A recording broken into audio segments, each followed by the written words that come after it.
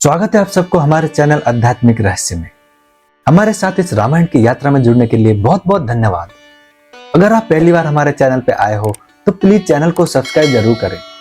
तो चलिए शुरू करते हैं। अयोध्या कांड 29वां सर्ग। सीता का श्री राम के समक्ष उनके साथ अपने वन गमन का औचित्य बताना।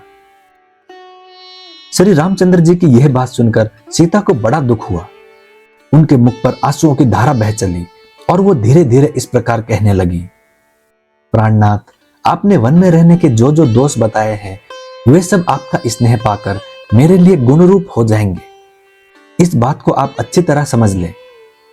रघुनंदन, मृग, सिंह, हाथी, शेर, सरब, चमरी गाय, नील गाय तथा जो अन्य जंगली जीव हैं वे सब के सब आपका रूप देखकर भाग जाएंगे, क्योंकि ऐसा प्रभावशाली स्वरूप उन्होंने पहले कभी नहीं देखा होगा। आपसे तो सभी डरते हैं, फिर वे पशु क्यों नहीं डरेंगे? श्री राम, मुझे गुरुजनों की आज्ञा से निश्चय ही आपके साथ चलना है, क्योंकि आपका वियोग हो जाने पर मैं यहां अपने जीवन का परित्याग कर दूंगी। रघुनाथ जी, आपके समीप रहने पर देवताओं के राजा इंद्र भी बलपूर्वक मेरा तिरस्कार नहीं कर सकते। श्री राम, पतिव्रता स्त्री अपने पति से वियोग होने पर जीवित नहीं रह सकेगी। ऐसी बात आपने भी मुझे भली भांति दर्शाई है। महाप्राज्ञ, यद्यपि वन में दोष और दुख ही भरे हैं, तथापि अपने पिता के घर पर रहते समय मैं ब्राह्मणों के मुख से पहले यह बात सुन चुकी हूं कि मुझे अवश्य ही वन में रहना पड़ेगा। यह बात मेरे जीवन में सत्य होकर रहेगी। महाबली वीर, हस्तरेखा देखकर भविष्य की बातें जान लेने वाले ब्राह्मणों के मुख से अपने घर पर ऐसी बात सुनकर मैं सदा ही वनवास के लिए उत्साहित रहती हूँ। प्रियतम, ब्राह्मण से ज्ञात हुआ वन में रहने का आदेश एक न एक दिन मुझे पूरा करना ही पड़ेगा। यह किसी तरह पलट नहीं सकता। अतः मैं अपने स्वामी आपके साथ वन में अवश्य चलूंगी। ऐसा होने से मैं उस भाग्य के विधान को भोग लूंगी। उसके लिए यह समय आ गया है, अतः आपके साथ मुझे चलना ही है। इससे उस ब्राह्मण की बात भी सच्ची हो जाएगी। वीर, मैं जानती हूं कि वनवास में अवश्य ही बहुत से दुख प्राप्त होते हैं, परंतु वे उन्हीं को दुख जान पड़ते हैं जिनकी इंद्रियां और मन अपने वश में नहीं है। पिता के घर पर कुमारी अवस्था में एक शांति परायण भिक्षु के मुख से भी मैंने अपने वनवास की बात सुनी थी। उसने मेरी माता के सामने ही ऐसी बात कही थी। प्रभु, यहाँ आने पर भी मैंने पहले ही कई बार आपसे कुछ काल तक वन में रहने के लिए प्रार्थना की थी और आपको राजी भी कर लिया था। इससे आप निश्चित रूप से जान ले कि आपके साथ वन को चलना मुझे पहले से ही अभिष्ट है।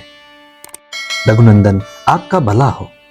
मैं वहां चलने के लिए पहले से ही आपकी अनुमति प्राप्त कर चुकी हूं। अपने सूरवीर वनवासी पति की सेवा करना मेरे लिए अधिक रुचिकर है। शुद्धात्मन, आप मेरे स्वामी हैं।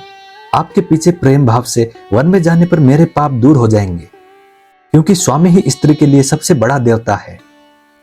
आपके अनुगमन से परलोक में भी मेरा कल्याण होगा और सदा आपके साथ मेरा संयोग बना रहेगा। इस विषय में यशस्वी ब्राह्मणों के मुख से एक पवित्र श्रुति सुनी जाती है, जो इस प्रकार है। महाबली वीर, इस लोक में पिता आदि के द्वारा जो कन्या जिस पुरुष को अपने धर्म के अनुसार जल से संकल्प करके दे दी जाती है, वह मरने के बाद परलोक में भी उसी की स्त्री होती है। मैं आपकी धर्मपत्नी हूं, उत्तम व्रत का पालन करने वाली और पतिव्रता हूं। फिर क्या कारण है कि आप मुझे यहां से अपने साथ ले चलना नहीं चाहते हैं? ककुस्थ कुलभूषण, मैं आपकी भक्त हूं, पातिव्रत्य का पालन करती हूं, आपके बिछोह के भय से दीन हो रही हूं तथा आपके सुख दुख में समान रूप से हाथ बटाने वाली हूं। मुझे सुख मिले या दुख, मैं दोनों अवस्था में सम रहूंगी, हर्ष या शोक के वशीभूत नहीं होंगी। अतः आप अवश्य ही मुझे साथ ले चलने की कृपा करें। यदि आप इस प्रकार दुख में पड़ी हुई मुझ सेविका को अपने साथ वन में ले जाना नहीं चाहते हैं, तो मैं मृत्यु के लिए विष खा लूंगी, आग में कूद पड़ूंगी अथवा जल में डूब जाऊंगी। इस तरह अनेक प्रकार से सीता जी वन में जाने के लिए याचना कर रही थी, तथापि महाबाहु श्री राम ने उन्हें अपने साथ निर्जन वन में ले जाने की अनुमति नहीं दी। इस प्रकार उनके अस्वीकार कर देने पर मिथिलेश कुमारी सीता को बड़ी चिंता हुई और वे अपने नेत्रों से गरम गरम आंसू बहाकर धरती को भिगोने सी लगी। उस समय विदय नंदिनी जानकी को चिंतित और कुपित देख मन को वश में रखने वाले श्री रामचंद्र जी ने उन्हें वनवास के विचार से निर्वृत्त करने के लिए भांति भांति की बातें कहकर समझाया। इस प्रकार श्री वाल्मीकि निर्मित आर्ष रामायण आदि काव्य के अयोध्या कांड में 29वां सर्ग पूरा हुआ। मैं उम्मीद करता हूँ श्री राम जी आपकी सारी मनोकामनाएं पूरी करें। जय श्री राम, जय हनुमान। अब मिलते हैं अगली वीडियो में।